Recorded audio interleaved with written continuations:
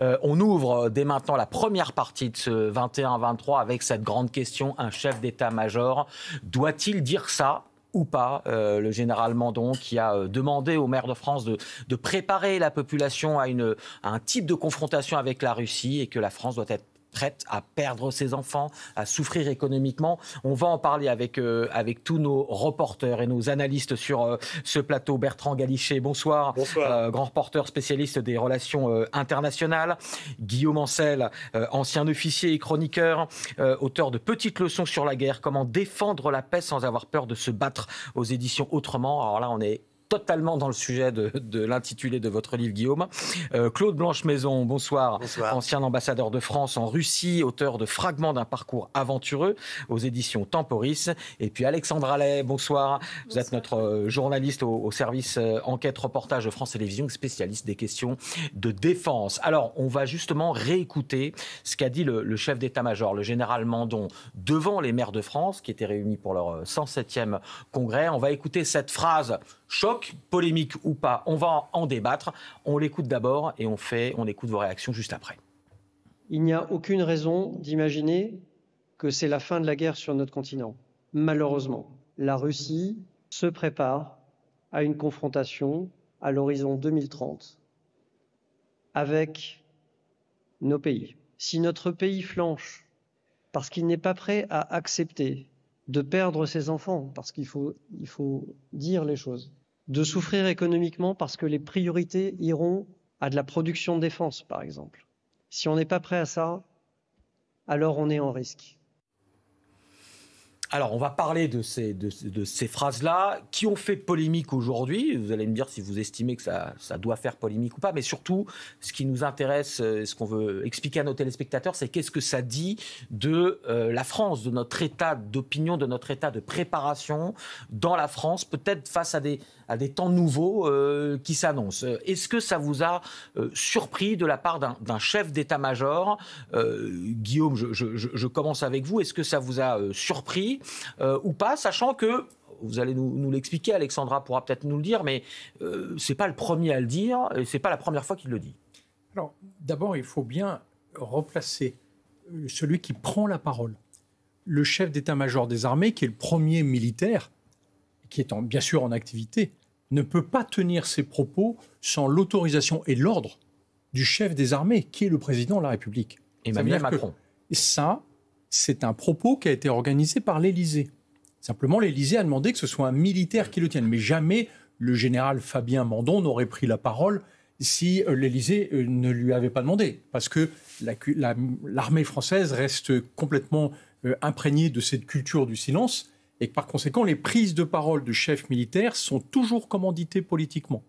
Donc de ce point de vue-là, pas de dérapage, c'est une déclaration complètement assumée au plus haut niveau de l'État. Et j'ai vu tout à l'heure le tweet de Catherine Vautrin, la ministre des Armées, qui dit en gros, c'est exactement ce qu'on lui a demandé de dire, quoi. Enfin, Elle a dit qu'il n'y a pas de polémique à avoir. Il n'y a pas de polémique. Pourquoi ? Parce qu'ils estiment qu'ils sont dans leur rôle, et je reprends, il faut se rappeler que le chef des armées, c'est le président de la République. Donc quand les armées prennent la parole, en fait, c'est le chef des armées qui cause.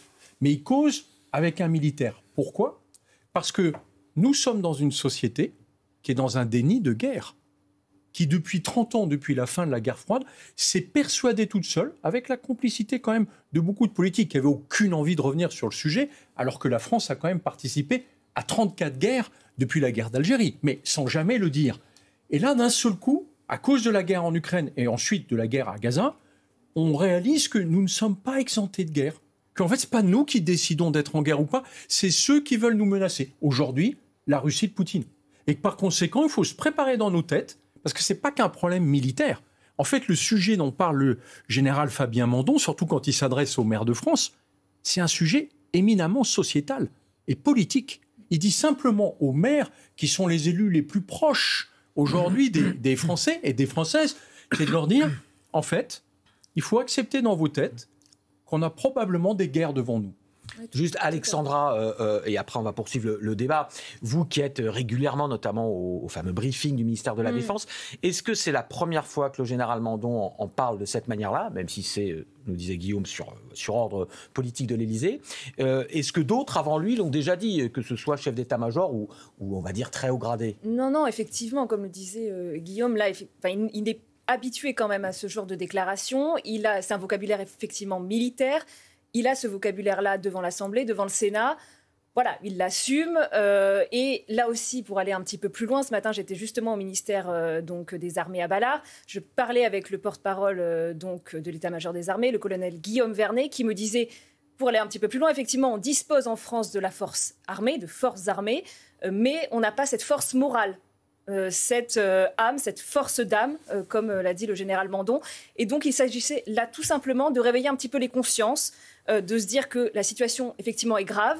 Une nouvelle fois, on a du mal en Europe à la prendre en compte, à réaliser ce qui se passe en Ukraine parce que c'est loin. Et donc, voilà, il fallait encore préparer les esprits et réveiller les consciences, quoi. C'était un petit peu le but de cette déclaration-là. Mais pour eux, rien de choquant, rien d'inhabituel. C'est voilà ce qu'il fallait dire. Claude et puis Bertrand, on s'est souvent vu sur ce plateau, sur ce que vient de dire Alexandra et le ressenti des militaires. Malgré ces bientôt 4 ans de guerre en Ukraine, les Français n'ont peut-être pas toujours pleinement conscience de la menace, ou peut-être qu'ils disent on instrumentalise une menace. Il y a plusieurs opinions là-dessus. Moi, je pense en effet que le chef d'état-major des armées est parfaitement dans son rôle en allant expliquer aux commissions de la défense du Parlement et en l'occurrence au Congrès des maires en effet, il fait son travail, c'est-à-dire qu'il évalue la menace. Et parmi ces menaces, il y a une hypothèse de conflit dans 5 ans, pas demain matin.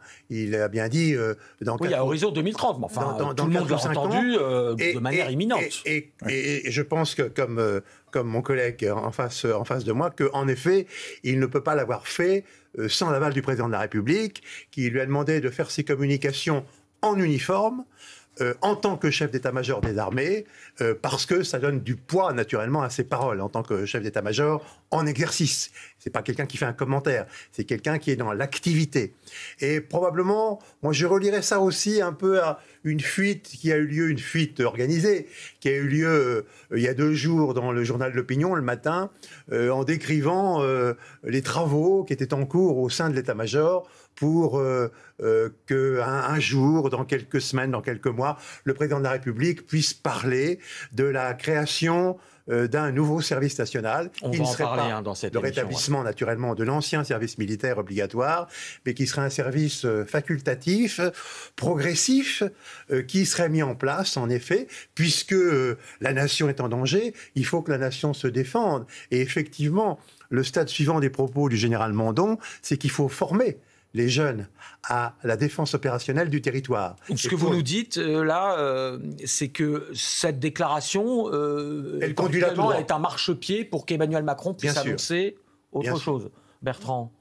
Oui, moi j'apporterais simplement un bémol, même si je suis d'accord sur le fond de ce qui vient d'être dit, sur l'aspect de la communication. Parce que qui est le général Mandon? Il est effectivement le récent chef d'état-major des armées. Et auparavant, comme chacun sait, il était le chef d'état-major particulier d'Emmanuel Macron. Donc c'est quelqu'un qui fréquente depuis très longtemps le sommet du pouvoir, donc les politiques, qui est très proche d'Emmanuel Macron. Et c'est aussi pour cela qu'il a été choisi, outre ses qualités d'officier général. Et je peux imaginer qu'il a quand même une connaissance politique assez fine de la façon dont un discours militaire peut être accueilli. Il ne vient pas d'une caserne éloignée où il aurait l'habitude de parler simplement à ses hommes. Mais cela dit, je ne suis pas certain, si vous voulez, bien sûr qu'il a l'aval du président de la République pour tenir ces propos-là. Est-ce que le président lui a tenu le stylo pour écrire ce discours? Je ne suis pas certain. Donc peut-être qu'il y a à la marge une erreur, ou en tout cas un écart de communication. Peut-être n'a-t-il pas senti à quel point finalement il y aurait un impact, car vous avez vu les réactions de la classe politique qui sont quand même extrêmement virulentes, surtout à l'extrême gauche et à l'extrême droite. Et sans doute, ça n'était pas prévu, il n'y avait pas volonté probablement de susciter ce genre de réaction.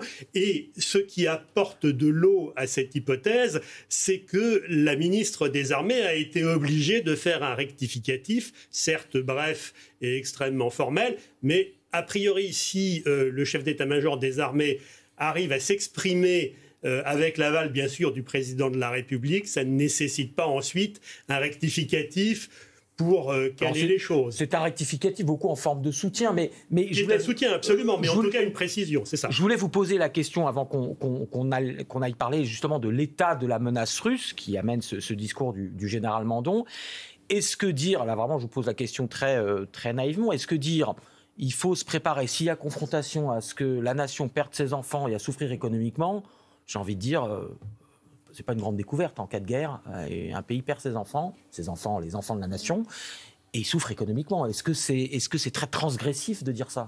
C'est une musique qui monte depuis longtemps. Effectivement, ça n'a rien de très nouveau. Je pense que ce qui est nouveau, c'est la façon dont c'est dit et devant qui c'est dit. C'est-à-dire devant le Congrès des maires de France, c'est-à-dire vraiment la population, la France profonde, pour faire court, et donc des gens qui peuvent être concernés ou se sentir concernés au premier chef très rapidement, parce qu'on parle de leurs enfants et de la génération qui arrive et qui, dans 4, 5 ans, peut-être, sera contrainte d'aller défendre, alors peut-être pas l'Ukraine, mais en tout cas défendre la France sur des terrains potentiellement à l'étranger.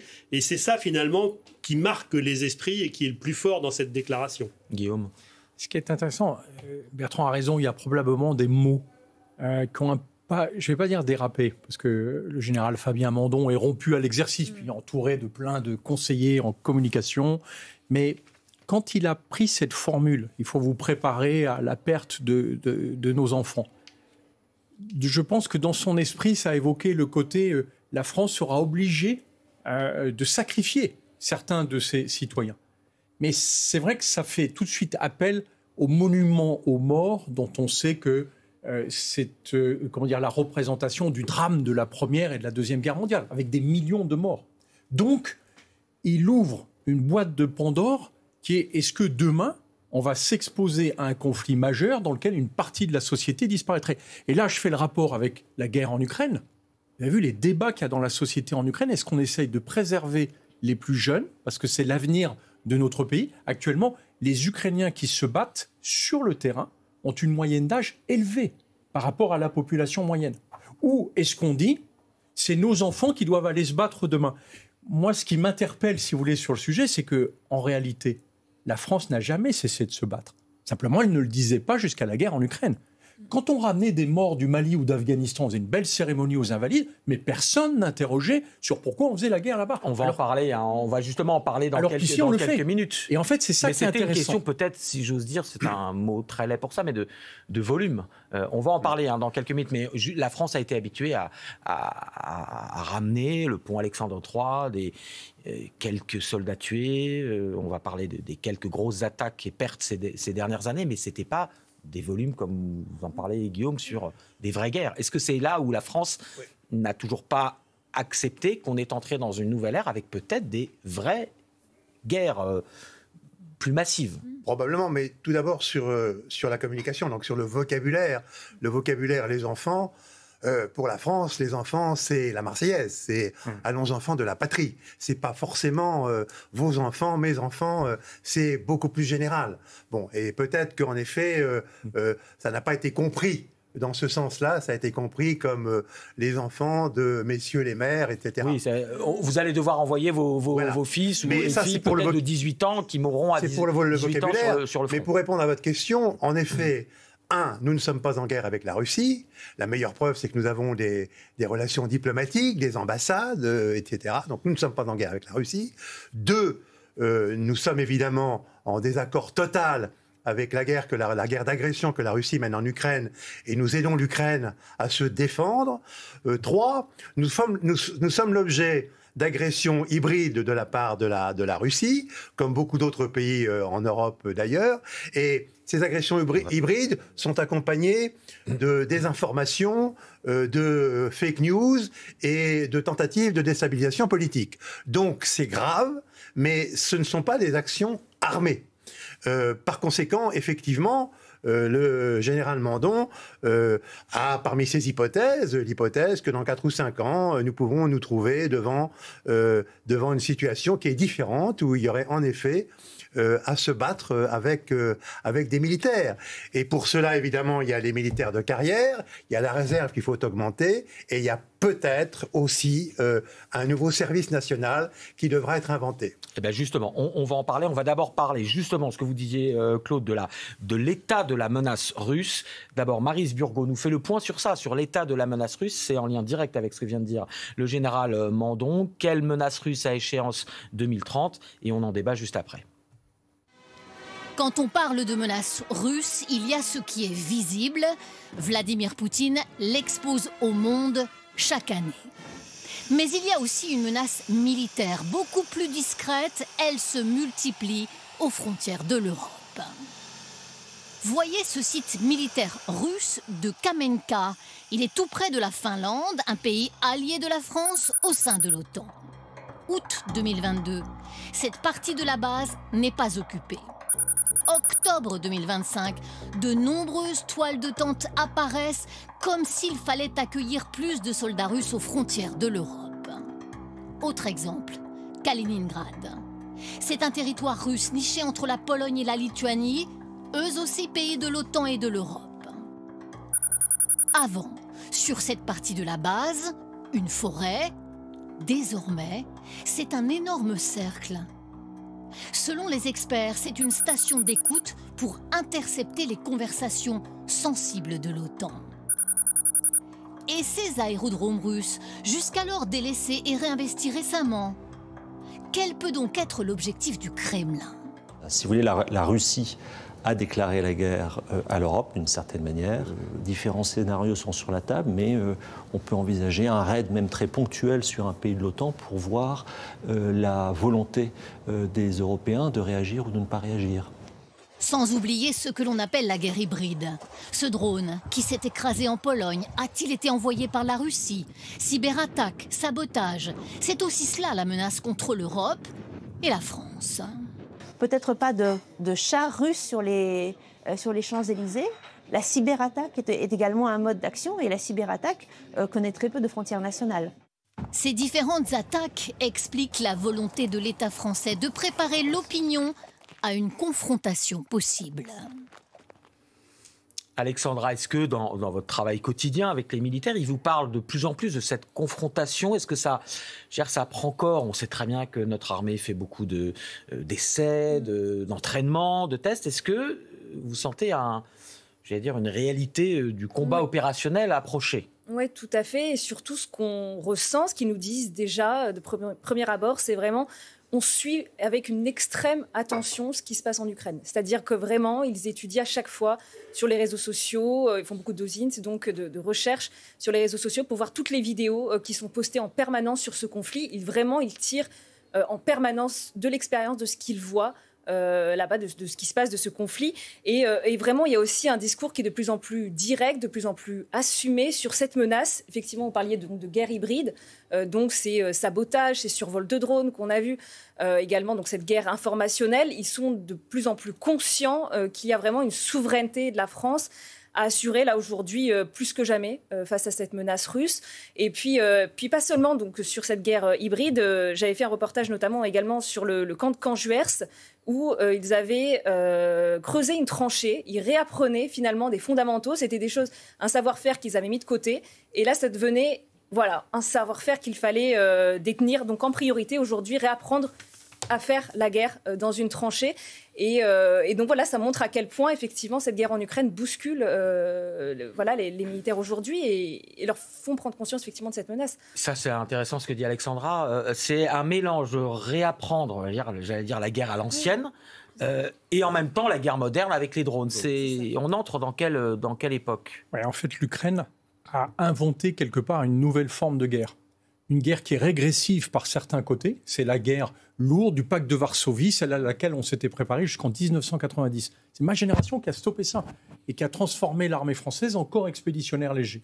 Et puis en même temps que cette guerre de haute intensité très classique, avec des chars, de l'artillerie, des bombes, ce qu'on voit en Ukraine, et des tranchées, type presque Première Guerre mondiale, eh bien, il y a aussi l'intrusion totale des drones. Les drones font à peu près les 2/3 aujourd'hui des victimes, des dégâts sur la ligne de front. Et donc ça, c'était quelque chose qui était totalement connu. Quelque part, ils remplacent en partie l'artillerie. Et d'ailleurs, elle est manipulée par l'artillerie. Donc il y a en même temps une guerre très très moderne et très ancienne. Et les armées occidentales, les armées européennes, n'étaient ni d'un côté ni de l'autre. Et donc elles ont besoin d'aller voir en Ukraine ce qui se passe en se disant si demain on doit se confronter à l'armée russe, comment on va faire? Alors attention, la confrontation à l'armée russe, c'est pas seulement une hypothèse à 5 ans, comme le dit le général Mandon. Pourquoi d'ailleurs il dit une hypothèse à 5 ans, en 2030? Parce que l'armée française ne peut pas se préparer avant. Donc il ne faut pas prendre ses objectifs pour la réalité. Il ne faut pas faire de confusion. Il y a un risque aujourd'hui, sur lequel planche l'OTAN très régulièrement, et encore ces semaines dernières, c'est si l'armée russe, dont on sait qu'elle n'est pas, en majesté, en pleine forme, elle a été étrillée par l'armée en Ukraine. Mais si elle attaquait un pays balte, eh bien en fait les Européens, sans l'appui des Américains, auraient beaucoup de mal à envoyer à temps une force de réaction rapide. Là, il faudrait qu'ils le fassent en quelques jours pour pouvoir contrer une intrusion russe. En fait, aujourd'hui, ils ne sont capables de le faire qu'en plusieurs semaines. Et s'il n'y a pas l'appui américain, ils ne sont pas sûrs de pouvoir rassembler les forces nécessaires, en particulier en termes de système de renseignement. Donc il y a une vraie crainte de la part des pays européens. C'est pour ça que ces derniers jours, ils travaillent beaucoup sur comment est-ce qu'on fait pour déplacer très très vite des troupes en Europe, parce qu'en réalité, c'est un sujet sur lequel on ne planchait plus depuis des décennies. Juste pour qu'on poursuive le débat, on va le voir notamment, on va parler, mais en voyant ces images là d'entraînement justement de l'armée française qui s'entraîne par exemple, là il y a un reportage il y a quelques semaines qui s'entraîne vraiment à intercepter par exemple des chasseurs russes. On sait que des chasseurs russes ou des drones viennent nous chatouiller, et puis dans d'autres pays européens, ce sont des phases de test. Est-ce que c'est ça les types de confrontations? Mais c'est une confrontation qui peut avoir l'air un peu anodine, un drone qui perturbe un aéroport, mais si un avion de chasse russe arrive, on voit sur des images comme ça, qu'on décide de l'abattre parce qu'au bout d'un moment, il y a une chaîne de commandement qui fait qu'il y a des sanctions. C'est comme ça que naissent des conflits plus gros. Parce que quand nos téléspectateurs entendent confrontation, ils se disent oui, mais les Russes ne vont pas arriver avec des armées de chars et arriver à Strasbourg comme ça. C'est pas ça la confrontation moderne, peut-être. Non, et ça fait déjà un moment que les avions de chasse russes viennent flirter avec nos frontières, avec nos zones d'exclusion. Et effectivement, l'habitude a toujours été prise d'envoyer nos chasseurs et de les raccompagner à l'extérieur de la zone dont nous voulons garder la maîtrise. Et ça se fait avec les autres pays de l'OTAN depuis déjà beaucoup d'années, avant même la guerre en Ukraine. C'est plus fréquent aujourd'hui, mais en effet, la novation, c'est les drones. Les drones, c'est complètement nouveau. On est complètement surpris.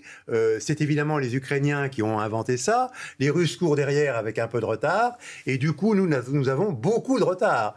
C'est pourquoi il est probablement important que M. Macron ait signé avec le président Zelensky une joint venture, une sorte une entreprise commune pour construire en commun des drones. Car on a beaucoup de choses à apprendre de nos amis ukrainiens en matière de drones, les petits, les moyens, les gros, et puis la façon d'utiliser ces drones, c'est-à-dire ce qui s'apprend dans les écoles militaires. Donc ça, c'est tout à fait nouveau. Mais c'est nouveau pour nous. C'est aussi nouveau pour nos voisins. Les Allemands ont exactement le même problème. Les pays du nord de l'Europe ont exactement le même problème. Pour ce qui est de l'éventuelle attaque d'un pays de l'OTAN, moi, je serais un petit peu plus prudent. La difficulté de la situation dans laquelle nous sommes, c'est qu'il faut alerter la population française, mais il ne faut pas l'affoler. Ça serait complètement contre-productif de l'affoler en disant qu'il va y avoir un conflit demain matin, puisque de toute façon, on n'est pas prêt. Bon. Et effectivement, compte tenu des difficultés que les Russes éprouvent à contrôler les territoires ukrainiens qu'ils ont annexés dans leur constitution, on peut estimer qu'on a encore un peu de marge de temps. On a aussi encore un peu de marge de temps parce que effectivement, il y a d'autres pays qui ne sont pas membres de l'OTAN, comme la Géorgie, par exemple, où effectivement les Russes ont réussi à, dans le fond, jouer de l'influence par le moyen électoral, et donc à prendre le contrôle plus ou moins politique de la Géorgie. Je ne pense pas qu'ils soient en état, dans les 2 ans qui viennent, de s'attaquer à un pays de l'OTAN. Je peux me tromper, en effet, les pays baltes, bien sûr. S'il y a une guerre, elle sera forcément autour de l'enclave de Kaliningrad, puisque c'est un territoire russe qui est enclavé dans le territoire de l'OTAN, puisqu'il y a la Lituanie et la Pologne qui l'entourent, et puis la mer, bien entendu. Donc on a négocié à l'époque où tous ces pays baltes sont entrés dans l'OTAN et dans l'Union européenne, un couloir par conséquent de transport qui va de Kaliningrad au territoire russe, j'allais dire mainland en fait. S'il venait à l'idée, par hasard, pour des raisons de réponse à un semblant d'attaque russe, s'il venait l'idée aux pays riverains de cette enclave de Kaliningrad de bloquer cette circulation qui fait l'objet d'un accord international entre la Russie et l'Union européenne. À ce moment-là, il y aurait probablement, en effet, un casus belli pour les Russes. Et ça, c'est très, très dangereux, parce que Kaliningrad est devenu une enclave, c'est devenu un porte-avions surarmé, en réalité, et qui est là pour intimider bien entendu, l'Europe. Alors, on comprend bien d'où peuvent venir, voilà, un enchaînement de catastrophes, ou en tout cas de flammes d'étincelles qui vont déclencher une plus grosse explosion. Pour revenir sur l'état d'esprit de notre nation, parce que c'est le sens vraiment de ce qui a été dit par le général Mandon aujourd'hui. 2 choses. D'abord, est-ce qu'il n'y a pas, c'est un peu le sens de votre livre, Guillaume, un état d'esprit, j'allais dire toujours un petit peu, pas défaitiste, mais de complexe d'infériorité. On en a plusieurs fois parlé sur ce plateau. Chaque fois, on redit, les Européens, 500 millions d'Européens semblent être tétanisés face à 140 millions de Russes. Espèrent que 330 millions d'Américains vont toujours venir les aider. J'ai regardé les chiffres. Les militaires d'active en Europe, Union européenne et Royaume-Uni, c'est 1,4 million. La Russie, c'est 1,4 million. Et a priori, ce n'est pas le même niveau d'entraînement et de technologie. Pourquoi devrait-on avoir peur des Russes ? Et pour finir, et je vous laisse la parole, on a fait aussi sur ce plateau-là, on a vu que la Russie, c'est le PIB c'est entre l'Espagne et l'Italie. La Russie tout entière, c'est l'Espagne. Donc c'est quasiment un nain par rapport à l'Europe. Pourquoi est-ce qu'on a toujours peur de quelque chose qui est objectivement plus faible que nous ? Je ne parle pas des armes nucléaires, mais là encore, la dissuasion, c'est autre chose. Cette question est cruciale. Et c'est la leçon qu'on apprend, qu'on réapprend en fait en Ukraine. En Ukraine, ce n'est pas une armée professionnelle qui se bat. C'est toute la nation qui se bat. Et d'ailleurs, quand vous allez en Ukraine, les gens vous disent « oui, il y a le front », mais en réalité, le reste du pays est bombardé tous les jours. Donc la guerre, elle est pour tout le monde. Il y a énormément de femmes qui se battent en Ukraine, alors que nos armées restent essentiellement machistes. Ça veut dire qu'en Ukraine, ce n'est pas une guerre conventionnelle au sens de on est sur une ligne de front qui recule ou qui avance. C'est toute une société qui se mobilise pour se défendre face à un empire, l'empire russe de Poutine, qui est 5 fois plus important que la société ukrainienne. Et ça fonctionne, il résiste quand même depuis 4 ans, parce que toute la société s'est mobilisée. Or, le message de Fabien Mandon, message de l'Élysée, en fait, il est là. C'est-à-dire, si on veut défendre la paix, il faut ne pas avoir peur de se battre. Parce que l'arme essentielle de Moscou aujourd'hui, c'est ni les armes nucléaires, ni tel drone ou tel missile, c'est la peur. Et on voit bien la peur qu'il inflige aux Européens à l'idée même qu'on se batte. Vous savez qu'en Allemagne, le chancelier qui a osé dire peut-être qu'il y a des soldats allemands qui devraient partir en Ukraine dans le cadre d'une force de stabilisation. Mais ça a été terrible, parce que les Allemands ne veulent pas en entendre parler. Comme d'ailleurs les Belges, les Français, les Italiens, les Espagnols. Et donc tout notre sujet, il est là. C'est-à-dire, est-ce que dans notre société, on renoue avec une culture de la défense en se disant, si demain il faut se battre parce qu'on est menacé, est-ce qu'on le fera ? Et ce n'est pas le problème de notre armée, c'est une toute petite armée professionnelle, très bien équipée, très bien entraînée. Bien sûr qu'elle le fera. Le problème, c'est les 97% de Français qui, pardon, mais aujourd'hui n'en ont rien à faire. Pourquoi cela ? Et puis après, justement, on parlera de ce rapport à la guerre, y compris aux victimes de la guerre. Mais Bertrand, Alexandra et Claude, pourquoi on a peur ? On se laisse prendre dans cette peur de la Russie, qui objectivement n'a toujours en 4 ans fait que 20 km en Ukraine. Donc la Russie, elle n'est toujours pas à Varsovie, elle est encore moins à Strasbourg. Mais c'est vraiment le cœur du sujet. Et si les propos du général Mandon ont choqué, c'est parce que justement, il a appuyé là où ça fait mal, c'est-à-dire sur le ressenti des Français par rapport au risque de guerre et par rapport à un engagement que la France est susceptible de leur demander. Autrement dit, on revient finalement à une situation qui est celle du milieu du XXe siècle, c'est faut-il mourir pour Danzig? Est-ce que vous vous souvenez de cet éditorial de Marcel Déat dans un journal qui s'appelait L'Œuvre, qui était un journal de gauche et qui ensuite a versé dans la collaboration? Et la question qui était posée par Marcel Déat, c'était...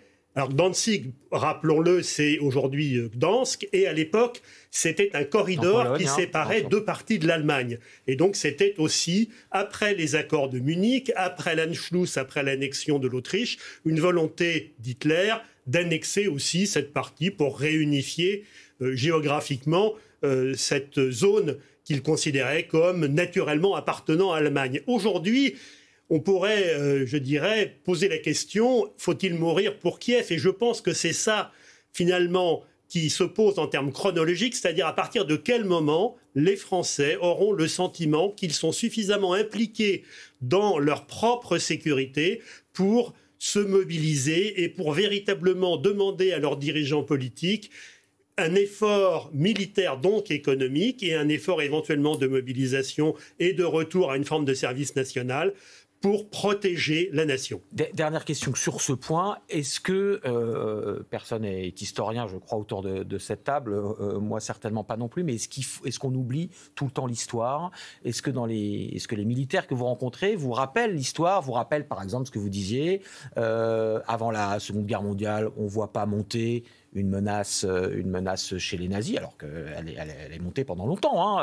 L'Allemagne s'est réarmée, on ne l'a pas vu, ou on n'a pas voulu le voir. Est-ce que c'était peut-être la même chose avant la Première Guerre mondiale? Est-ce que on répète toujours les mêmes erreurs? Et est-ce que c'est pour ça qu'aujourd'hui, il ne faut pas aller vers la guerre, mais être conscient de la menace et montrer les muscles? Oui, je crois que dans le cas particulier de la Russie, on a été faible, voire complaisant, lorsque la Russie est entrée militairement en Géorgie, c'est-à-dire en 2008.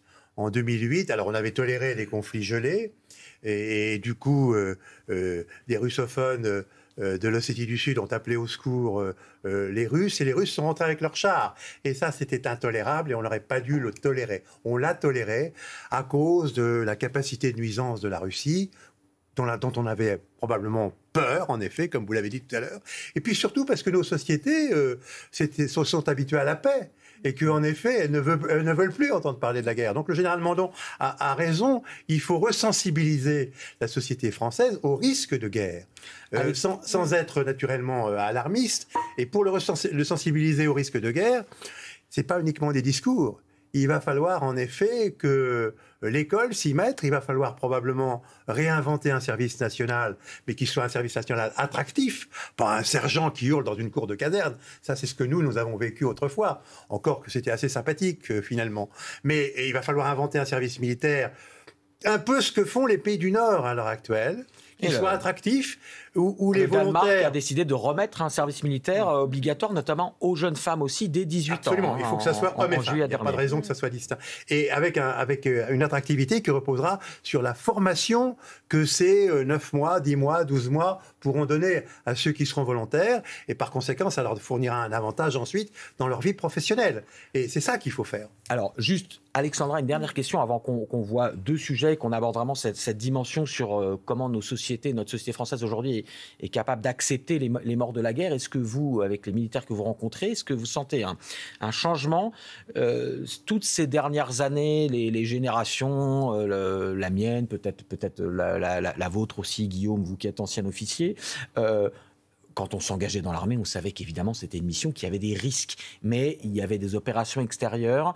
On n'était pas dans une option de je m'engage dans l'armée vraiment pour faire la guerre de haute intensité. Est-ce qu'aujourd'hui, j'allais dire, les plus jeunes militaires s'y préparent plus que leurs aînés? Oui, tout à fait, c'est exactement cela. Et puis surtout, quand je vous parlais effectivement de ces tranchées-là, donc à Caen-Juers, on avait effectivement des militaires qui n'hésitaient pas à nous dire, oui, clairement, on se voit, on s'imagine, on se projette éventuellement dans un conflit dit de haute intensité, un conflit où effectivement il ne faut pas avoir peur des mots, et le porte-parole du chef d'état-major des armées me le rappelait, un conflit dit de haute intensité, c'est 2000 à 5000 morts par jour, donc d'où aussi les mots qui sont employés par le général Mandon, c'est essayer de bousculer, de faire prendre conscience. Effectivement, cette jeunesse n'est pas... Oui, la haute intensité, c'est ça, 2 à 5 000 morts par jour. Donc, effectivement, on n'y est pas encore, bien sûr, mais il faut que dans les mentalités, dans cette jeunesse qui, effectivement, est habituée à la paix, il faut pouvoir...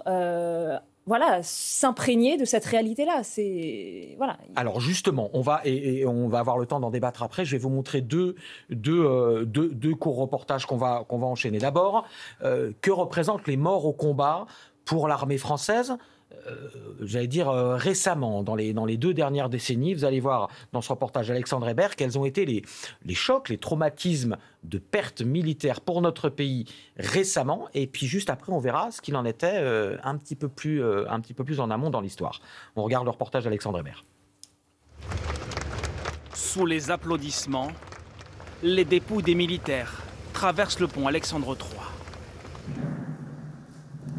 Nous sommes le 2 décembre 2019. Au cœur de Paris, la nation rend hommage à 13 de ses soldats morts pour la patrie. Ces jeunes hommes ont donné leur vie pour notre nation, notre patrie, et il ne faut pas l'oublier. On ressent beaucoup d'émotions, c'est comme si un peu de nous-mêmes était parti. Les militaires sont décédés au Mali dans le cadre de l'opération Barkhane. Alors qu'ils sont au contact de groupes armés terroristes, 2 hélicoptères français entrent en collision. Les soldats à l'intérieur sont tués sur le coup. Les commandos parachutistes qui sont au sol entendent une explosion vers 18h38. L'information est confirmée rapidement après par le Tigre qui reste en vol et qui confirme qu'il y a eu collision entre le Cougar et l'un des 2 Tigres. Quelques années plus tôt, 10 soldats trouvent la mort dans la vallée d'Ouzbin en Afghanistan. Une embuscade tendue par des insurgés talibans. Alors qu'ils patrouillent en haut de ce col, 80 assaillants les prennent par surprise. Les militaires tombent dès les premiers coups de feu. Notre détermination à agir dans cette région est intacte. La cause que nous défendons est juste. En 2004, c'est dans le bombardement de leur base en Côte d'Ivoire que des soldats français trouvent la mort. 2 avions de chasse pilotés par des Biélorusses et des Ivoiriens pilonnent le camp français situé dans un ancien lycée. 9 militaires et 1 civil américain meurent dans l'attaque. Malgré des années d'enquête et un long procès, les donneurs d'ordre n'ont jamais été identifiés. Ces 20 dernières années, 236 militaires français sont décédés en opération extérieure. Alors voilà, pour les téléspectateurs qui nous rejoignent, on parle évidemment de la phrase choc du général Mandon demandant au maire de préparer l'opinion publique française à ce que la France perde ses enfants, qu'elle souffre économiquement dans une confrontation avec la Russie d'ici 2030. On vient de voir ce reportage-là sur les dernières grosses pertes, les événements traumatiques pour l'armée française ces 20 dernières années. Évidemment, je mets énormément de guillemets, ce sont des événements traumatiques. On a vu le pont Alexandre III, les plus hautes autorités de l'État qui s'en émeuvent. Mais ce n'est, c'est bien pour ça que je mets énormément de guillemets, que 13 morts pour l'accident au Sahel, 10 morts à Ouzbin, 10 morts aussi à Bouaké. On va maintenant voir un petit peu plus en amont dans l'histoire, mais il n'y a pas si longtemps, en 1949, le début de la guerre en Indochine. Écoutez comment on parlait des victimes. Il y avait évidemment la même douleur. On va voir que ce n'est pas du tout la même chose. 1949, certains téléspectateurs qui nous rejoignent, qui nous écoutent, la guerre d'Indochine qui se termine en 1954, ils étaient déjà nés. On regarde ces archives de l'INA et on en parle après.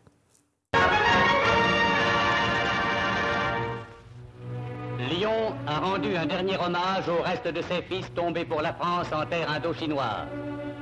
C'est place des terreaux que M. Herriot, maire de la ville, est venu s'incliner avant la cérémonie devant les dépouilles mortelles de ceux qui ont donné leur vie pour que la France demeure dans ces terres qu'elle a fécondées.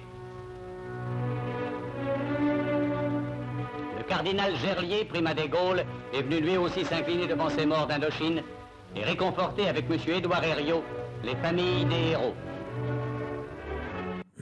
Alors, la guerre d'Indochine, plus tard la guerre d'Algérie, contexte différent, ce sont des guerres coloniales. Mais on voulait vous montrer ça parce qu'on a regardé la guerre d'Indochine, c'est environ 80 000 combattants français morts, combattants de l'Union française qui sont morts. 80 000 sur une guerre contre aujourd'hui, depuis le début du XXIe siècle, dire quelques centaines de soldats français. Encore une fois, on ne hiérarchise pas les tragédies, on hiérarchise le volume. Et je voulais vous faire parler de ça durant ces dernières minutes. C'est ce que dit le général Mandon. Il faut peut-être se préparer, ce que vous disiez Alexandra, à des volumes auxquels la nation n'est plus habituée. Oui, c'est bien une question de culture. C'est-à-dire qu'en fait, pendant des décennies, on n'a pas connu ce genre d'affrontement. Et par conséquent, si ça doit arriver demain, ce sera un choc pour notre société. Pourtant, on est passé juste à côté à plusieurs reprises. En 1997, quand l'OTAN a pris la décision d'intervenir en Bosnie-Herzégovine pour imposer aux Serbes la fin de la guerre, nos unités françaises, et j'y étais, se sont préparées à un affrontement massif. Et on a fait venir des hôpitaux militaires, etc., pour pouvoir soigner des centaines de blessés par jour. Et puis l'affrontement n'a pas eu lieu. Pourquoi ? Parce que uniquement avec les bombardements, très bien ciblés, en fait, les Serbes ont compris qu'ils ne tiendraient jamais la route et donc ils n'ont pas essayé de s'opposer militairement aux forces de l'OTAN. Elles ont été complètement dissuadées. Mais si le conflit avait eu lieu, on aurait sans doute aligné des centaines, voire des milliers de morts. Attention, en combat, la réalité, c'est que la haute intensité dure souvent très peu de temps et elle est très ponctuelle. C'est-à-dire qu'on a l'impression, quand on parle de cette guerre, y compris en Ukraine, que tous les jours, on se tire dessus des milliers. Mais en Ukraine, par exemple, c'est 1200 km de front. Il y a des parties du front qui sont totalement inanimées. Par contre, c'est sûr que quand on est dans la région de Pokrovsk, là, on se prend une centaine de bombes planantes par jour, plus quelques milliers d'obus. Donc, vous voyez, il ne faut pas imaginer que tout explose. Il faut imaginer qu'on a des incendies ponctuels avec des pertes qui sont massives, mais très ponctuelles dans le temps. Et ce qui est très difficile pour la société de l'accepter, c'est que jusqu'ici, au fond, elle avait l'impression que il y avait, on le voyait dans votre reportage, il y avait quelques accidents et puis quelques affrontements. Alors que là, c'est une démarche volontaire de notre part de se battre. Et par conséquent, quand on se bat, on prend le risque d'aligner des morts et des blessés. Et les blessés sont souvent traumatisés à vie, marqués dans leur chair par ce qui s'est passé. Claude oui, je pense qu'on peut ajouter à ce que vous disiez sur la différence de volume. C'est un mot malheureux probablement pour parler de ça, mais je n'en vois pas d'autres, sur le nombre de victimes, effectivement, qui change aussi la nature du ressenti de la population par rapport à l'engagement de ces soldats courageux qui risquent leur vie sur des théâtres d'opération. Mais c'est aussi une question de géographie et de distance, parce que des morts en opération extérieure, que ce soit en Afghanistan, au Mali ou ailleurs, ça n'est pas la même chose que des morts qui seraient comptabilisés, si je puis dire, à proximité immédiate des frontières françaises. Vous parliez de la Bosnie à l'instant, c'est effectivement un exemple qui nous rapproche un petit peu puisque ça se passe en Europe, mais là, ce qui nous attend possiblement, c'est un conflit qui sera très près de nous. Et c'est qui ça serait en Pologne ou exactement, Pays-Baltes. Et qui nous rappellerait donc des conflits absolument meurtriers de façon massive du XXe siècle, notamment ceux des guerres de 1940 et de 1914. Claude ? Bon, encore une fois, moi, je ne crois pas que la Russie attaquera un pays de l'OTAN dans les toutes prochaines années. Elle n'en a pas les moyens et on le voit bien sur le terrain en Ukraine. Mais elle se livrera à des actions de déstabilisation, de guerre hybride, effectivement extrêmement, avec des conséquences extrêmement perturbantes, perturbatrices. Bon, là, vous avez montré des images d'actualité française sur la guerre du Vietnam. Il se trouve que j'ai été ambassadeur au Vietnam bien plus tard, 34 ans après Dien Bien Phu, et que le général Giap était toujours l'un des vice-premiers ministres du gouvernement. Et figurez-vous que pour mon premier 14 juillet, le gouvernement vietnamien m'a dit « On est un peu ennuyé, mais le général Giap veut venir à votre 14 juillet parce que c'est le bicentenaire de la Révolution française. » Donc ça veut dire que 34 ans après, tout le monde avait envie d'oublier, d'effacer. Quelle que soit la cruauté de cette guerre, des deux côtés au bout du compte. Pour les Vietnamiens, c'était une guerre en effet de libération, vous l'avez dit, une guerre coloniale. Les Américains s'en sont aperçus plus tard parce qu'avec 500 000 hommes, ils n'en sont pas venus à bout. Donc il n'y a que des cas particuliers, à mon avis. c'est pas une très bonne idée de prendre des exemples historiques parce que c'est à chaque fois différent. La guerre en Ukraine est très spécifique, elle est très particulière. D'ailleurs, on a inventé cette guerre de drones. Le petit pays qu'est l'Ukraine a plus ou moins pris le contrôle de la mer Noire, ce qui est quand même un résultat considérable par rapport à la Russie. On va parler d'Ukraine dans quelques minutes. Les navires russes ne peuvent plus circuler librement dans la mer Noire. Bon. C'est l'Ukraine qui le contrôle. Donc il faut regarder chaque cas particulier en fonction de ses conditions propres. On peut tirer des enseignements de l'histoire, mais on ne peut pas toujours, évidemment, voire jamais, tout répliquer exactement. Merci pour ce débat qui était évidemment extrêmement instructif. On va le poursuivre dans quelques minutes avec vous, Claude, et vous, Guillaume, sur l'Ukraine. On parle Ukraine donc dans quelques minutes, 22h30, je vous le disais. On retournera sur le terrain du narcotrafic pour parler du débat ultime sur la dépénalisation. 22h.